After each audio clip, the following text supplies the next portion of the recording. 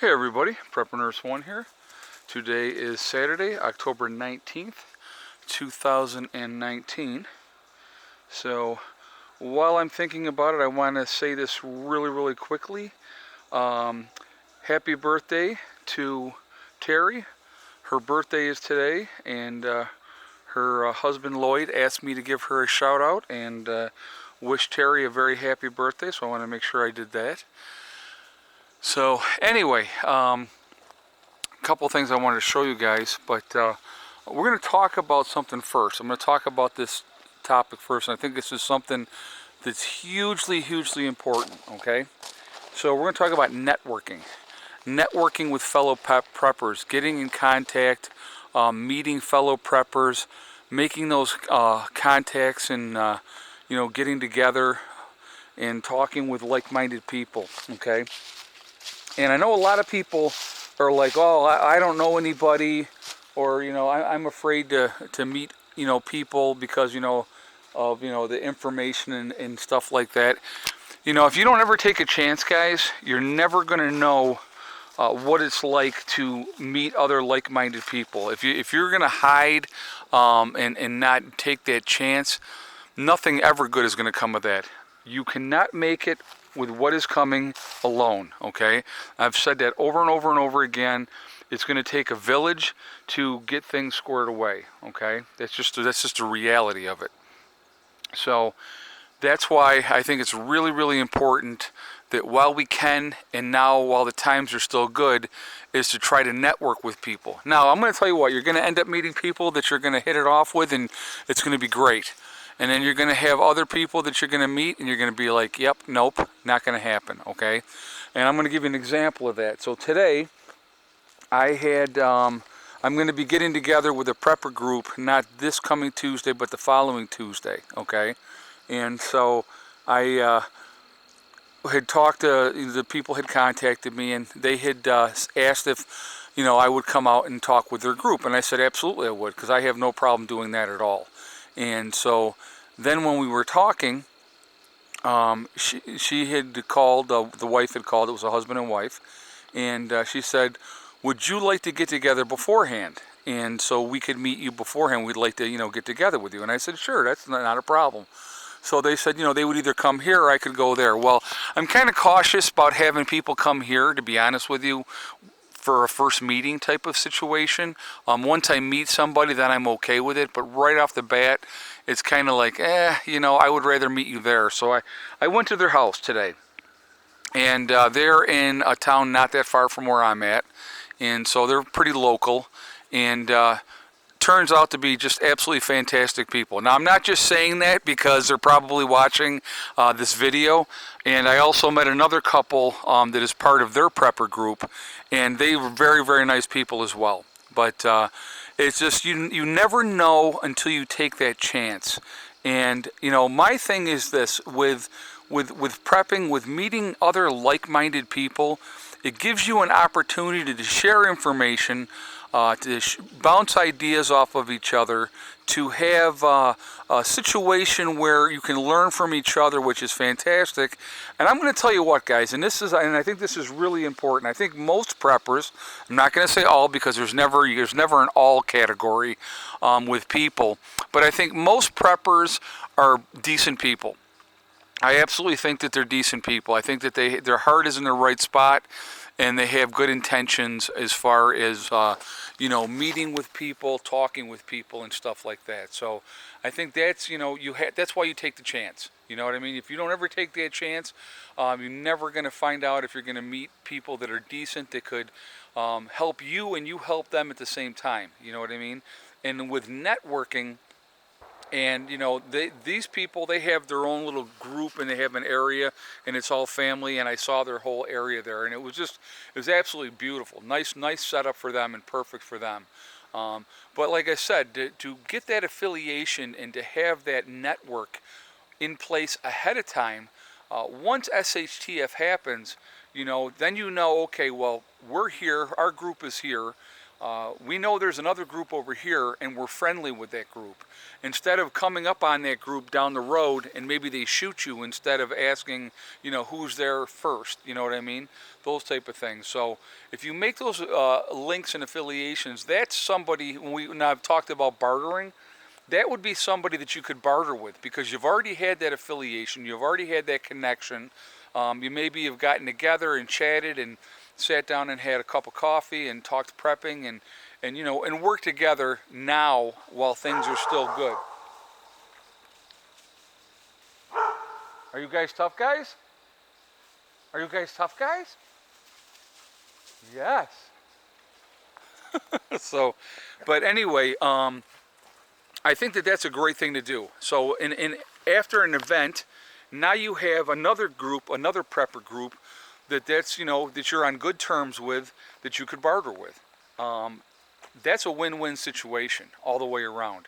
You know, again, most preppers are going to be decent people. So if you take that chance, you reach out, you connect with like-minded people, I don't see that ever being a bad situation. Now, don't get me wrong. You're going to run into people that you're going to meet them and you're going to go, yeah, no, okay? But when that happens, you know, if you're meeting on neutral ground or you're, you know, where you're comfortable doing it, you know, that's fine. Now, I'm going to tell you right now, that couple that I met today, I definitely will have them up to my place so they can see the place, other than just seeing it on YouTube. But really, really good people, and I could tell. I go with my gut feeling, and my gut tells me they're good people. So, you know, that's always a good thing. And again, I'm not just saying that because they're probably watching. So if you were bad people, I wouldn't talk about it at all. So anyway, so that's what I did today. So I didn't do any work around the homestead today. Brian did come this morning, and I wanted to show you what he had done. So he said he was going to come in and connect the wires for the solar, run the wire down. He dug through here, as you can kind of see, because when he covered it up, you know, that happens. It's not a big deal. But he ran that through here, and you can see this all dug up. So he said he's going to dig all the way over to the camper. So I got to show you guys, because I have to laugh, because I'm sure this was just miserable work for him. And so he got through over here, dug through here to this point, and all of a sudden I look and I go, hey, wait a minute. There's the wire here. I'm going to tell you what, digging through this part would be no fun at all. I'm going to tell you, putting in the rebar through here was no fun at all. So he just tied it up over here, and I'm sure he plans on coming in and digging it, you know, and digging it in later, and that's fine. I just had to laugh about it. So he's got that coming over here, and now it comes in and it's tied underneath into the camper. So that's going to help charge those batteries. Now the other solar panel that was over here, he took that with him, which I knew he was going to do that.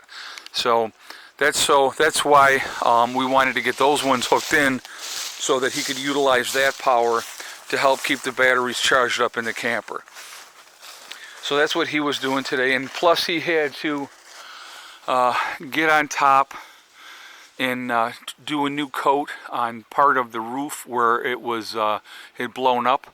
So he got up there and took care of that today as well, so that is ready for winter, so that there doesn't have any leaks. So that's what was going on there. But and then there's the puppies out having a run around, protecting everything, aren't you? You're blending in with the leaves. The chickens actually did good today. I was very, very surprised. 5 eggs today from the chickens, so that was a good amount. We haven't been getting a whole lot from the chickies, so, but they gave me 5 eggs today, so that was nice. And so anyway, I want to hear what your guys' thoughts about networking beforehand, making those contacts, possibly setting up people to barter with ahead of time, okay? I think that is a really, really good idea. Now, here's something else, and we were having our discussion when the three of us were talking today, and his wife had said, and I thought this was something that was really, really cool, and I want to hear your guys' feedback on this as well. She said, you know what? She goes, what I think would make a lot of sense is if people that were fellow preppers that were connected were doing bartering now, why wait till SHTF? Why not, work together now and do bartering to help each other out? And I thought that was a great idea. I thought it was a great comment. And there's another reason to try to reach out to fellow preppers in your area, in your state, or in your country, to network, maybe possibly barter now beforehand. And again, making that connection is going to be a really important thing, I believe, because once SHTF happens, people are going to be very guarded. They're going to be very much on guard, and they're going to be very apprehensive about taking new people in, bringing people into a group, or even bartering. Some people, have mentioned in the comments how dangerous bartering would be in a post-event. So again, if you have already made that connection with another group of preppers, you have that relationship ahead of time. So after SHTF happens, if you were on good terms beforehand, you're most likely still going to be on good terms afterwards and have that opportunity to work together.